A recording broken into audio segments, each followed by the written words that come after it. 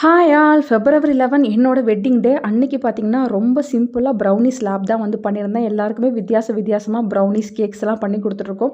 But நமக்கு வந்து பண்ணணும் அப்படிங்கும்போது நமக்கு கொஞ்சம் வந்து சோம்பேறித்தனமாக தான் இருக்கும். நான் ரொம்ப சிம்பிளாக ஒரு 1/4 கிலோ ப்ரௌனி பண்ணி அதில் ரோஸ் பீட்டல்ஸ்லாம் போட்டிருந்தேன். என் பொண்ணு வந்து அப்படி தான் கேட்டிருந்தாங்க. ஸோ அவங்களுக்காக போட்டு நாங்கள் எங்கள் ஆனிவர்சரியை வந்து செலிப்ரேட் பண்ணியிருந்தோம்.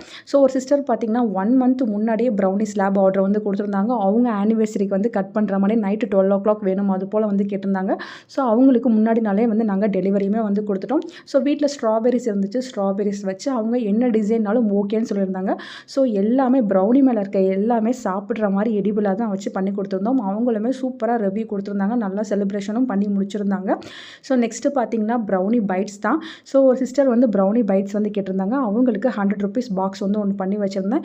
என் ஃப்ரெண்டு சென்னையிலேருந்து வந்திருந்தாங்க. அவங்கள பார்க்க போகும்போது ப்ரௌனி பைட்ஸுமே வந்து பண்ணி எடுத்துகிட்டு போயிருந்தேன். அவளுக்குமே ரொம்ப பிடிச்சிருந்துருச்சுன்னு சொன்னால் நீங்கள் ட்ரிச்சுக்குள்ளே இருக்கீங்க, ப்ரௌனிஸ், கேக்ஸ், டீ கேக்ஸ் எது வேணாலும் தாராளமாக ஆர்டர் பண்ணலாம். இமீடியட்டாக பண்ணி உங்களுக்கு டெலிவரியுமே பண்ணிடுவோம் ஃப்ரெண்ட்ஸ். தேங்க்யூ.